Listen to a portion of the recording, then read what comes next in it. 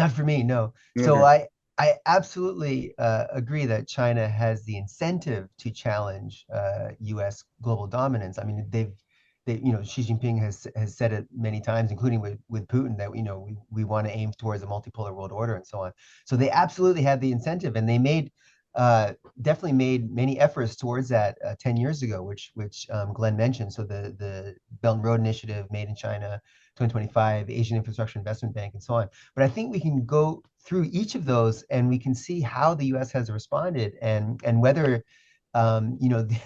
these are really a challenge to the United States. So, for example, the Belt and Road Initiative. So, I absolutely do believe that Xi Jinping's goal was to reorient global trade, or at least in Eurasia and Africa, reorient the trade towards China. And most importantly, Western Europe. So China did, a charm offensive with Western Europe, and with David Cameron, for example, in the UK, announced a golden era. After he invited the Dalai Lama to 10 Downing Street, but after there was like a freeze, he apologized and so on, and he announced a golden era between the UK and China. Italy joined the Belt and Road Initiative and the Asian Infrastructure Investment Bank. In fact, the UK itself, and Obama complained about that, complained about the UK's constant accommodationism of China, complaining that the UK also joined the AIB and so on. So there was momentum in that direction. And then the 17 plus one grouping in Central and Eastern Europe, so 17 countries in Central and Eastern Europe with China, right? So there was definitely momentum in that direction. Um, but we have seen since around 2019, the US, whether by design or by luck, we've seen that a series of events happened from 2019 onwards, and we live in a very different world now. So let's take Belt and Road Initiative. I mean, actually, Chinese investment in the BRI actually peaked in 2016. And it's been going down. It's been declining ever since, and especially since the pandemic, because China closed itself to the world for 3 years. But the largest recipient of Belt and Road Initiative funds was to Pakistan by far. So the China-Pakistan Economic Corridor was to try to get around the Strait of Malacca. So 80% of China's oil goes through the Strait of Malacca. U.S. has a Navy base in Singapore. They can easily block it off.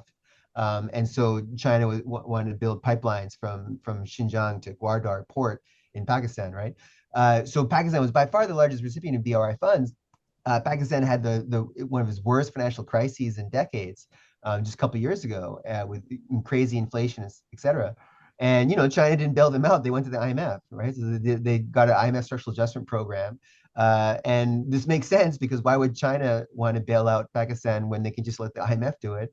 And so the AIB, even though they're a huge investor in Pakistan, et cetera, it played no sort of alternative role, or let alone a challenge to the IMF, the U.S. based Bretton Woods system.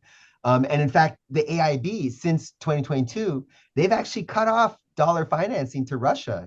I mean, like Russia, there's supposed to be this no limits friendship, and China is more or less respecting U.S. sanctions on Russia precisely because Chinese banks want to continue to use the U.S. dollar. They want to continue to do business with Wall Street and so on, because Wall Street is by far the center of global finance. So um, and in fact, even in the AIB's constitution, in the Articles of Agreement, they say explicitly that they want to complement the IMF and not challenge the IFI, the international financial institutions.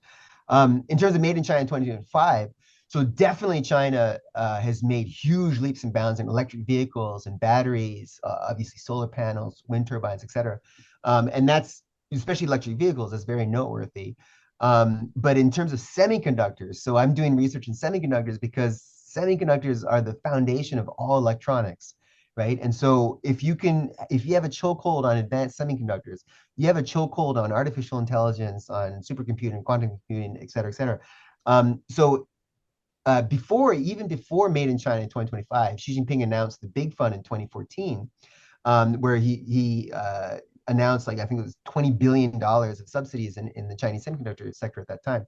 And then the Made in China in 2025, their goal was to have 40% domestic self-sufficiency for semiconductors by 2020, and then 70% by 2025.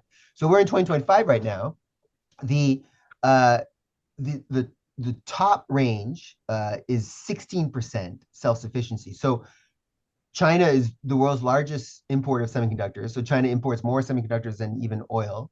And but so it only 16% of its market is produced within China in 2025. And of that 16%, most of it is are foreign firms such as Samsung, TSMC, SK Hynix, and Intel. And so if you only look at Chinese firms producing semiconductors in China, it's 6%. Okay, so the goal in 2015 was 70% in 2025, 40% in 2020. It's today 6%. Uh, and that's in large part because of the US export controls, which have been incredibly effective. So because again, because of the way that China has risen, China is techno dependent on the US, and so the US can cut off its access to the most advanced chips.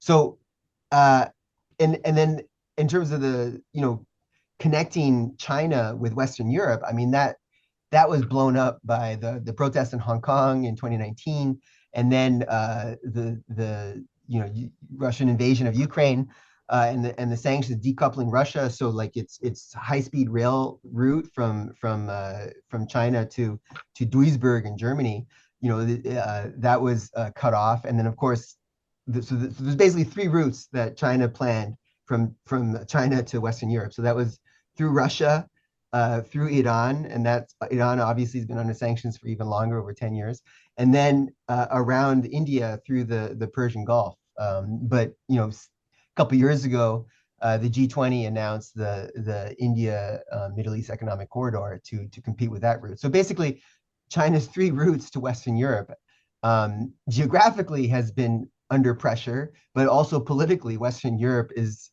I mean, the what's her name, Kalias, or Colors, yeah. yeah, I mean, Glenn knows more than I do how much of a lunatic she is, and making sure that China and Russia remains the enemy, right? I mean, so that project of uniting Western Europe and China and carving Western Europe away from the US, that's completely failed in the past few years. And so again, you know, China definitely has the incentive, and obviously Russia has the incentive, but we have to look at their capacity, their structural capacity in production, finance, security, and knowledge. And I think if you look at all four of those spheres, China doesn't have anywhere near. I mean, there is no structural power. Chinese structural power, right? I mean, there is no Chinese structural power, whereas there is U.S. structural power.